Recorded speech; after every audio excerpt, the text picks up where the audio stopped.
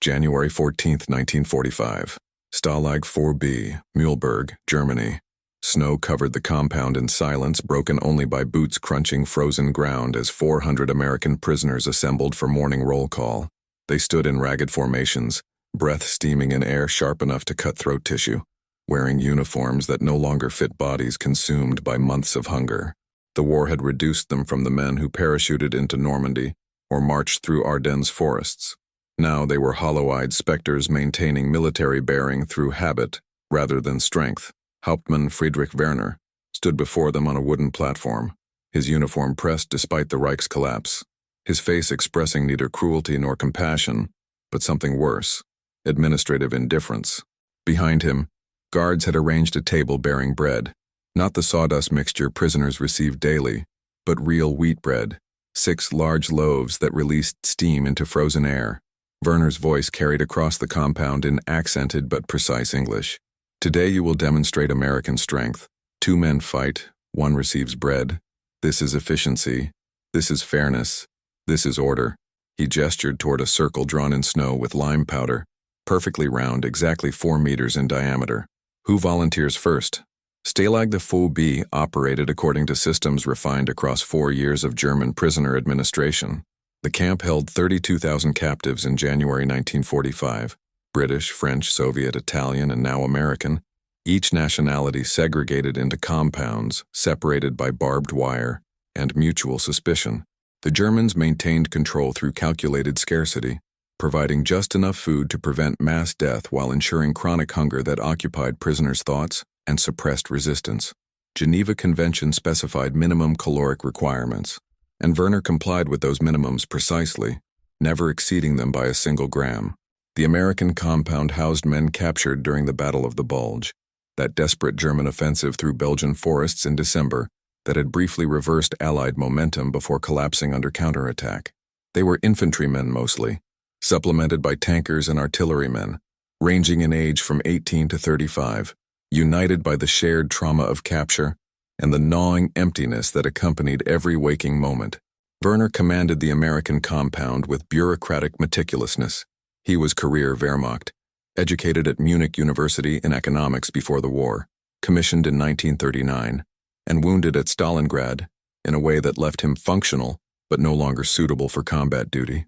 He viewed prisoner management as a logistics problem requiring efficiency and psychological insight. Keep them divided, keep them hungry, keep them focused on immediate survival rather than collective action. The bread represented his latest experiment in behavioral management. Standard rations provided approximately 1,400 calories daily, barely sufficient for sedentary survival. The extra bread offered perhaps 800 additional calories, enough to restore strength temporarily, enough to make men willing to compromise dignity. Werner hypothesized that Americans, raised in competitive capitalist culture, would adapt quickly to contest-based distribution. He was testing whether democratic ideals survived genuine deprivation, whether their proclaimed brotherhood endured when food became scarce. The prisoners understood only that bread waited, and their stomachs had become cavities that consumed thought. They had eaten bark, grass, rats, anything organic that might provide calories. They dreamed of food with intensity normally reserved for lost loves. They woke at night with cramping that twisted intestines into knots. The bread on that table represented not just nutrition but humanity, the possibility of feeling full even temporarily, of experiencing satiety they had forgotten existed. Werner's voice cut through their collective hunger. I require 8 volunteers. Simple physical contest, no permanent harm. Who fights first? Silence held for 10 seconds while 400 men performed identical calculations. Fighting meant degradation, but also possibility. Refusing meant maintaining dignity while watching others eat. The mathematics were brutal and personal. Every man measured his strength against neighbors, estimated his chances, weighed pride against survival instinct that screamed for those calories. The first volunteer emerged from the front rank, Private First Class Danny Cruz from San Antonio, 20 years old, captured on his 3rd day of combat when his squad had been overrun near Bastogne. Cruz was small, perhaps 5 feet 6 inches, but possessed desperate courage born from being smallest in every group since childhood. He stepped toward the circle knowing he would likely lose but unable to watch without trying. Werner nodded approval and pointed at another man. You, second contestant. He had selected Corporal William Hayes from Pennsylvania Coal Country, 23, taller and heavier than Cruz by 30 pounds even after starvation. Hayes hesitated, then walked forward with the mechanical movement of someone who had stopped making choices and simply obeyed. They faced each other in the circle while guards formed a perimeter and prisoners crowded closer to watch. Werner raised his hand. Rules are simple. Fight continues until one man yields or cannot stand. No weapons, no biting, no eye attacks. We are not animals. Begin. Cruz swung immediately, a wild haymaker that Hayes blocked easily. They grappled, slipped in snow, fell together in a tangle of limbs and ragged cloth. The fight was clumsy, exhausting, pathetic. Two starving men struggling for bread while their captors watched with expressions ranging from amusement to discomfort. Some guards laughed, others looked away. Werner observed with clinical detachment, noting who fought with determination and who held back, filing information for future exploitation. Cruz fought desperately, landing several solid punches despite size disadvantage, driven by hunger that transcended pain. Hayes responded methodically, using weight and reach to control the fight, apologizing between blows in whispers Cruz barely heard. After 4 minutes, Cruz collapsed from exhaustion rather than injury. Hayes had won, but his expression suggested defeat. Werner gestured toward the bread. Corporal Hayes, take your portion. 1 loaf. Hayes walked to the table, moving like a man approaching gallows, took the bread and stood holding it while 400 pairs of eyes tracked his movements. He looked at Cruz lying in trampled snow. He looked at the bread. Then he did something Werner had not anticipated. He broke the loaf in half and extended one piece toward Cruz. Werner's voice cracked across the compound like a whip. Corporal, you fight alone. You eat alone. That is the rule. Share and both forfeit. Hayes froze, hand extended, caught between impulse toward compassion and threat of losing everything. Cruz stared at the offered bread with an expression beyond hunger, gratitude mixed with shame that he had been reduced to accepting charity, earned through another man's violence against him. The moment stretched tight as wire, every prisoner watching to see whether American ideals of brotherhood survived German manipulation. Finally, Hayes withdrew his hand and walked away, keeping the full loaf, moving toward the barracks with shoulders hunched against the weight of 400 gazes. Cruz remained in the snow, breathing hard, having sacrificed his body for nothing. Werner smiled. His experiment was producing data. Americans were not immune to self-interest when sufficiently motivated. Their vaunted solidarity dissolved under proper pressure. He called for the next pair. The second fight followed the same pattern. One man won, one man lost. The winner took his loaf and disappeared into the barracks to eat alone or share secretly away from Werner's observation. The third fight lasted longer, both contestants more evenly matched, their struggle extending across 7 minutes until one collapsed. By the fourth fight, a pattern had emerged. Winners felt guilt, losers felt shame, watchers felt complicit. The compound's psychological atmosphere was changing. Men looked at each other differently now, measuring potential opponents, calculating odds, seeing competition where previously existed camaraderie. Werner called for the fifth pairing. His finger moved across the formation and stopped on a man standing in the third rank. Private Joseph Keller from Ohio, 22, captured at Bastogne, a farm boy with carpenter's hands and quiet demeanor. Keller stepped forward without hesitation or visible emotion. Then Werner selected the opponent, Sergeant Marcus Thompson from Georgia, 25, Keller's squad leader, the man who had carried Keller 3 miles after Keller took shrapnel in his leg during the fighting retreat. They had survived capture together, shared rations, kept each other sane during transport to the camp. Now they stood facing each other in a circle drawn in snow, while Germans watched and Americans held breath. Werner raised his hand. Begin. Neither man moved.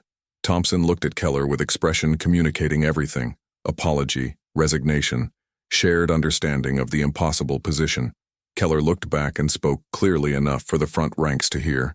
Sergeant, I will not raise my hands against you for German bread. They can shoot me if they want. The refusal detonated silence. Werner's smile vanished, replaced by expression calculating implications. Keller's statement had transformed entertainment into confrontation, not violent confrontation, which could be suppressed with rifles, but moral confrontation that threatened the entire structure Werner had built. If prisoners refused to participate, his system collapsed. If refusal spread, He lost control through methods that left no physical evidence, no bullet holes to explain to Red Cross inspectors. Werner descended from the platform and approached Keller with the careful movements of a man defusing explosives. "Private, you misunderstand the situation. This is voluntary contest with voluntary reward. You refuse. You simply receive standard rations. No punishment, no consequence, but you deny yourself opportunity." His voice was reasonable, almost kind, the tone of someone explaining obvious logic to a confused child. Keller stood at attention, eyes forward, expression neutral.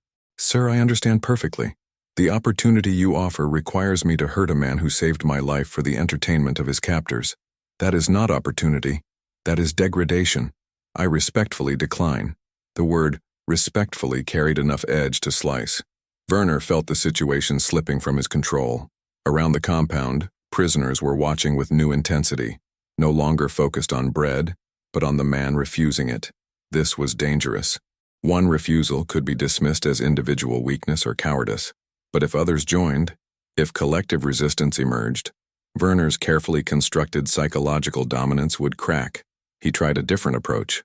"Sergeant Thompson, you may select a different opponent if you prefer." Thompson remained motionless beside Keller. After 3 seconds that felt eternal, he spoke. "Sir, Private Keller is correct. I will not fight for your amusement."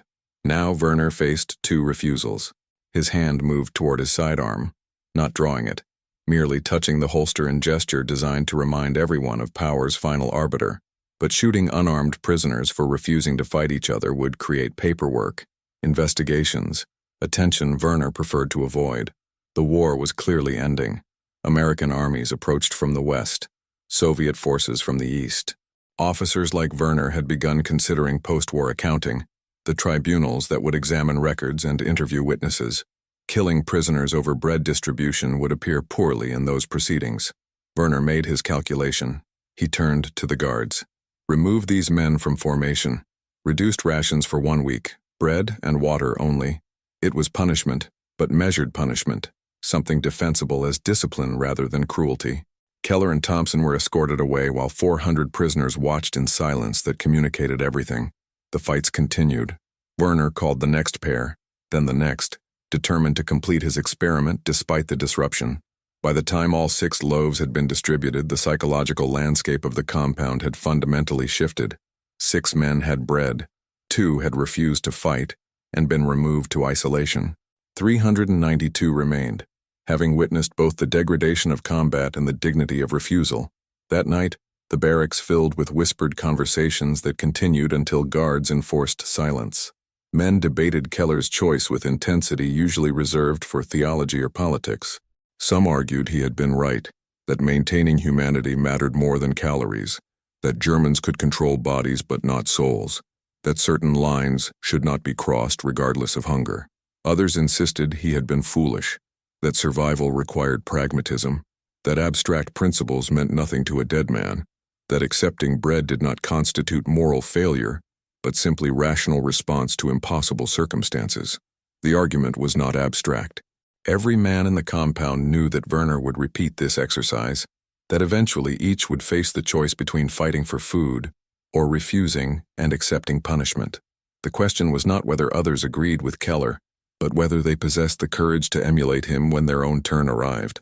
In the isolation cell, a concrete room 3 meters square with a single barred window, Keller and Thompson sat in darkness and discussed their decision with the careful honesty of men who had crossed a line together and needed to understand why. Thompson spoke first. "You know we might have made things worse. Werner might escalate. The next fights might be more brutal because he needs to reassert control." Keller nodded, invisible in the darkness. "Maybe, but I couldn't do it, Sergeant. I kept thinking about my father. He's a carpenter, taught me the trade. He always said your hands are your honor. What you build with them defines who you are. I couldn't use my hands to hurt you for German amusement. Didn't matter what they threatened." Thompson was quiet for a long moment. "My father was a preacher, used to say the same thing, different words, that what you do in darkness reveals what you are in light. That God sees everything, even what happens in prison camps where no one's watching." They sat in silence, hungry but not hollow, diminished by punishment but not broken. Outside, the compound settled into uneasy sleep. 400 men dreaming of bread and wrestling with questions about honor, survival, and what price they were willing to pay for each. Werner spent the evening writing reports that transformed degradation into bureaucratic language, conducted morale-building exercise utilizing supplemental rations as incentive for physical fitness competition. Minor disciplinary issue with 2 prisoners refusing to participate, resolved through standard isolation protocol. No force required. Compound order maintained. The language was careful, designed to present him as administrator managing difficult circumstances rather than as sadist orchestrating cruelty. He understood that the war was ending, that every document he created now might someday be examined by tribunals or historians. He needed his record to show compliance with conventions, not violation. But Werner also understood that Keller's refusal had damaged something he could not repair through paperwork. The prisoners had seen an alternative to submission, had witnessed that defiance was possible even at personal cost. This knowledge would spread through the compound like infection, making future control more difficult. He needed to contain it, to make an example that would discourage emulation without creating martyrs. The solution arrived from unexpected direction. The next morning, a Red Cross representative visited the camp for quarterly inspection. A Swedish diplomat named Anders Bergström, who toured compounds, interviewed prisoners, and filed reports that occasionally produced consequences for camp commanders whose violations were too egregious to ignore. Werner greeted Bergström with professional courtesy and carefully orchestrated the tour to avoid problematic areas, including the isolation cells where Keller and Thompson remained on punishment rations. But the American compound had its own communication networks. A prisoner in the front rank, a captain named Robert Mitchell who served as senior officer, managed to whisper a brief message as Bergström passed. Men punished for refusing to fight for food. Isolation cell. Check records. Bergström gave no indication he had heard, continued the tour with neutral expression, thanked Werner for his cooperation, and departed. But 3 days later, orders arrived from district command. The isolation punishment was to be terminated immediately. The prisoners returned to standard compound and all voluntary physical competitions were to be discontinued. No explanation was provided, but Werner understood what had happened. Bergström had filed a report. Someone in the chain of command had decided that the publicity risk of forcing prisoners to fight for food exceeded any benefit from the practice. Werner had been overruled not by principle, but by pragmatism, by superiors who recognized that Germany was losing the war and needed to minimize evidence of convention violations. Keller and Thompson were released that afternoon. They returned to the compound as something unexpected, not quite heroes but symbols of resistance that had succeeded, proof that refusing cooperation could produce results even in a place designed to eliminate choice. February brought news that filtered through the camp's informal information network, whispered conversations with guards who spoke English, fragments of German newspapers used in latrines, testimony from new prisoners captured as American armies pushed deeper into Germany. The Reich was collapsing. Allied forces had crossed the Rhine. Soviet armies approached from the east. The compound's psychological atmosphere shifted as prisoners understood that liberation was coming, the only question being whether it would arrive before starvation or disease killed them. Werner received new orders from district command. Prepare for possible evacuation, reduce rations by 20% to extend supplies, increase prisoner work details to support retreating Wehrmacht units. The orders contained implicit acknowledgement that Germany was losing, that the camp system would soon be overrun by Allied forces. Werner faced a decision: implement orders that would accelerate prisoner deaths, or find ways to delay and deflect, preserving his own record for post-war accounting. He chose calculated disobedience. He reported reduced rations through falsified paperwork while maintaining actual distribution at previous levels. He assigned work details, but ensured they were minimally productive. He began documenting his own efforts to preserve prisoner welfare, creating a paper trail that might protect him when American forces arrived, and started interviewing camp staff. The prisoners noticed these subtle shifts: guards who became less aggressive, rations that did not decrease as dramatically as feared, work quotas that were enforced with less vigor. They understood that their captors were repositioning for survival in a world where Germany no longer held power, where victims became witnesses, and witnesses became judges. Keller became an informal reference point for decisions about resistance and compliance. Men approached him quietly in barracks after lights out, asking advice about whether to refuse certain German orders. whether to risk punishment for principle or accept degradation for survival. He had not sought leadership but had acquired it through the simple act of standing still when ordered to fight. His counsel was consistent. I can't tell you what to do. Every man has to decide what he can live with. I couldn't hit Thompson for bread, but that was my line. You have to find yours. The moral geography of the compound had shifted. Men who had fought in the circle experienced complex emotions. Some rationalized their choices as necessary survival. Others carried quiet shame that manifested in avoided eye contact and sleepless nights. Those who had not yet been called watched and wondered what they would do when their turn arrived, knowing that the question was not whether, but when. March 17, 1945. The compound woke to artillery rumbling from the west, distant but unmistakable, the sound of American forces approaching through German territory. Werner assembled the prisoners for emergency announcement, his face revealing nothing but his voice carrying subtle stress. You will be evacuated tomorrow morning. All prisoners capable of walking will march eastward to other facilities.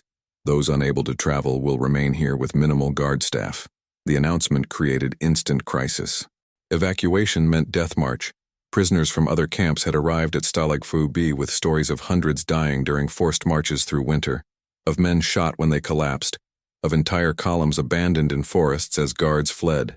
Remaining meant risk of being killed by retreating Wehrmacht units or dying in the chaos of frontline combat as American and German forces met. Neither option offered safety. That evening, 400 prisoners held the most important meeting of their captivity. They gathered in the largest barrack, crowded shoulder to shoulder, breath steaming in cold air, discussing whether to march or refuse. Keller was asked to speak first, having become the compound's symbol of successful resistance. He stood on a bench so others could see him. I don't know what's right here. Marching might kill us. Staying might kill us. But I know this. We're not alone anymore. American armies are close enough to hear their guns.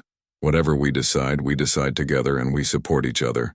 That's what kept me alive when I refused to fight. Not courage, just knowing Thompson stood with me. The debate lasted 2 hours. Arguments for marching emphasized that movement meant possibility, chance to escape during confusion, opportunity to meet advancing American forces. Arguments for staying emphasized that the camp had food and shelter, that holding position until liberation was strategist bet. Finally, Mitchell, the senior officer, called for a vote. Those who choose to march, step to the right side of the barracks. Those who choose to stay, step left. The sorting took 3 minutes. 273 chose to march. They would trust movement and hope. 127 chose to stay. They would trust patience and proximity to approaching American forces. Keller stood with those staying, as did Thompson. They would remain in the compound that had witnessed their refusal, would wait for liberation in the place where they had discovered what they would not compromise. The Americans had split themselves not by cowardice or courage, but by different calculations of survival and different beliefs about fate. The final night before evacuation carried weight of finality. Men who had chosen differently, march versus stay, navigated complex emotions that transcended simple fear. There was no anger between the groups, but profound awareness that they might never see each other again, that tomorrow would separate them permanently or reunite them in ways no one could predict. Those preparing to march organized themselves into support teams. Stronger men committed to helping weaker ones. Medics distributed what meager supplies existed. Leaders established communication protocols and escape signals.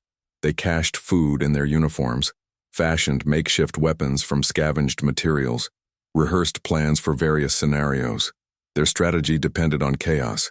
If guards became disorganized during the march, prisoners would scatter into forest and hope to reach American lines.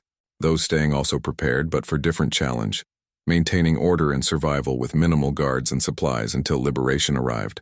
They inventoried remaining food stores, organized medical care for the sick, established security procedures to protect against both German violence and random chaos. As the Reich collapsed around them, Keller worked with Thompson and Mitchell to create provisional command structure based on mutual aid rather than military hierarchy. Their strategy required discipline and patience, endure whatever came, maintain organization, survive until rescue. Werner spent the evening burning documents. In his office, flames consumed records that might prove problematic in post-war investigations, reports about the fighting circle, punishment logs showing isolation periods, correspondence with District Command revealing his awareness of convention violations. He kept only documents showing his compliance with regulations and his efforts to preserve prisoner welfare. His calculation was survival through selective memory, ensuring that when American forces arrived and began interviewing staff, the documentary evidence would present him as administrator who had done his best under impossible circumstances. At dawn, the compound assembled for the final time as an intact group. Werner stood before them, no longer smiling, his expression suggesting exhaustion rather than authority. Those marching, form ranks at the main gate. Those remaining, return to your barracks and await further instruction. The sorting was mechanical, without ceremony. 273 men formed columns and began walking eastward, their boots crunching frozen ground in rhythms that faded with distance. 127 remained, watching them disappear into gray morning light, wondering if they had chosen wisdom or suicide, knowing that within days or hours they would have their answer. The first week after evacuation tested every assumption. The 127 prisoners who remained discovered that Werner had not actually left. District Command had reassigned him to oversee final camp operations until American forces arrived. He commanded a skeleton crew of 12 guards, all of them old men or wounded soldiers unfit for combat, more concerned with their own survival than with maintaining prisoner control. The dynamic shifted immediately. Without larger German garrison, without District Command's oversight, the relationship between captors and captives became negotiation rather than domination. Werner needed the prisoners to remain calm, to not revolt or create chaos that might attract attention from retreating Wehrmacht units who might simply massacre everyone to eliminate witnesses. The prisoners needed Werner to maintain minimal food distribution and not abandon them to starvation or violence. They reached unspoken understanding, cooperative coexistence until liberation resolved everything. The artillery grew louder daily, approaching from the west like inevitable thunderstorm. At night, prisoners could see flashes on the horizon, could hear the distinct crack of American howitzers versus German 88s. The battle was coming closer, perhaps 5 kilometers away, perhaps 3. Distance difficult to judge by sound alone. Keller organized the prisoners into defense and survival teams. Not defense against Germans. They were clearly beaten, but defense against chaos, against random violence from desperate soldiers, against the dangerous period between German retreat and American arrival, when authority dissolved and anything might happen. They barricaded barracks, established watch rotations, prepared hiding places for the sick and injured. On March 24th, Werner gathered the prisoners for final meeting. His uniform was dusty now, no longer immaculate, his face showing strain of a man who understood his world was ending. American forces will be here within 48 hours. I am taking my staff and departing tonight. You are free to maintain this camp or abandon it as you choose. I leave you what food remains in the stores. Approximately 2 weeks' rations if managed carefully. He paused, seemed about to say something else, then simply nodded and walked away. The guards followed him into gathering darkness, and suddenly the Americans were alone. No wire now contained them. They could walk out the gate if they chose, but they remained, having decided that staying together in known location was safer than scattering into a countryside filled with retreating German army and advancing American forces. March 26, 1945. The prisoners woke to silence more profound than any they had experienced in months. No guards shouting, no boots marching, no orders barked in German-accented English. They were alone in a prison camp that no longer imprisoned anyone, free in a legal sense but trapped by practical reality that walking into combat zone without identification or protection might get them killed by either side. Keller stood at the camp gate, looking at the open road, experiencing the strange vertigo of a man who had grown accustomed to boundaries and now faced limitless options. Thompson joined him, and they stood together watching smoke rise from the west, where artillery had set fires in villages neither had ever seen. "We should send scouts," Thompson said. "Find out where the lines are, make contact with our forces before they accidentally shell us thinking this is a German position." Keller nodded. "I'll go with you." They assembled a 6-man team, volunteers who understood the risk but preferred action to waiting. They walked westward carrying improvised white flags made from torn bedsheets, moving carefully through landscape transformed by war. They passed burned vehicles, abandoned equipment, civilian refugees fleeing eastward with whatever possessions they could carry. The battle had moved through here recently. leaving the distinctive archaeology of modern combat: shell craters, shattered buildings, the smell of cordite and death. After 3 kilometers, they encountered an American patrol, infantry from Third Army's advance elements, young men who looked at the prisoners with incomprehension. "What the hell are you doing out here?" the patrol sergeant demanded. "We're from Stalag 4B, Keller explained. "The Germans pulled out 2 days ago. We have 127 Americans 3 kilometers back waiting for liberation." The sergeant's expression shifted from suspicion to relief to professional concern. "You should have stayed put. This whole area is still contested, but since you're here, I'll get you an escort back to your people." Within 6 hours, American tanks rolled through the prison camp gate. The 127 prisoners stood in formation, not because regulations required it, but because they needed the structure, the familiar ritual of military bearing to process the reality that captivity had ended.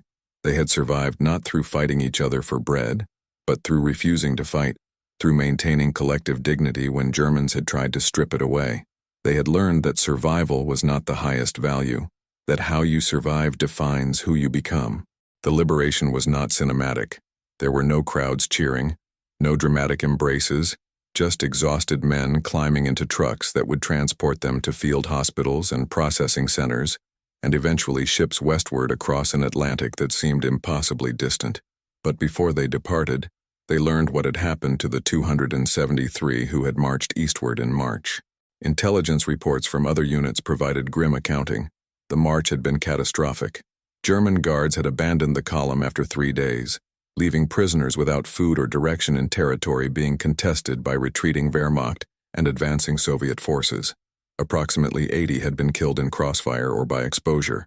Another 100 had scattered into countryside, some eventually making contact with Allied forces, others disappearing entirely. Perhaps 90 had been recaptured by different German units and moved to other camps, their fates unknown. The mathematics were brutal and undeniable. The 127 who had stayed at Stalag 4B had survived almost intact, losing only 4 men to illness during the waiting period. The 273 who had marched had suffered catastrophic casualties, with less than half confirmed alive. Keller received this information sitting in a Red Cross tent, eating real soup for the first time in months, and felt the full weight of their decision. They had been right to stay, but rightness felt hollow when paired with knowledge of friends who had died on roads he would never see. Mitchell, the senior officer, gathered the survivors before they dispersed to different processing routes. "What happened here matters," he said, voice rough with emotion and exhaustion. "We maintained our humanity when Germans tried to strip it away. We refused to brutalize each other even when starving. We chose collective survival over individual advancement. Some of us," his voice broke, "some of us paid for those choices with our lives. But we proved something important. We proved that American ideals aren't just words we say in comfortable times. They're commitments we keep in impossible circumstances." He looked directly at Keller. "You showed us that refusing was possible, that one man standing still could change everything. That matters. That will always matter." The survivors dispersed into different futures. Some would recover and build lives that honored those who had not survived. Others would carry the camp's weight until it crushed them. But all would remember the morning when one man refused to lift his hands, and in that refusal revealed what courage looked like when stripped of every advantage except choice itself. Joseph Keller returned to Ohio in August 1945, weighing 98 pounds, carrying dysentery and memories that would wake him at night for the next 40 years. He resumed his father's carpentry trade, married, built houses throughout the county, raised 3 children who knew him as a quiet man who sometimes stopped mid-sentence and stared at nothing for long moments. He never sought recognition for his refusal in the snow circle. There was no medal category for standing still when ordered to fight, no commendation for choosing dignity over bread. The historical record treats Stalag 4B as footnote in the vast catalog of prisoner camps scattered across Nazi Germany. The fighting circle appears in no official reports, Werner's experiment unrecorded except in memories of men who witnessed it, and records Werner burned before fleeing. But for those who were there, for those who stood in formation and watched 2 men refuse to brutalize each other, the camp represented something essential about human nature under extremity, that we are what we do when every rational calculation suggests doing otherwise. The war changed millions of men, stripping away comfortable illusions and replacing them with harder truths. Keller learned that survival is necessary but not sufficient. that how you survive determines who you become, that the method matters as much as the outcome. He learned that one refusal can shift power's calculus, that standing still requires greater courage than moving, that the human soul contains mathematics beyond hunger and fear. He learned that we are capable of stunning cruelty and unexpected grace, sometimes within the same hour, the same camp, the same choice. The 273 who marched eastward made rational decision based on reasonable assumptions. Their choice was not wrong, it was simply unlucky, caught by circumstances no one could have predicted.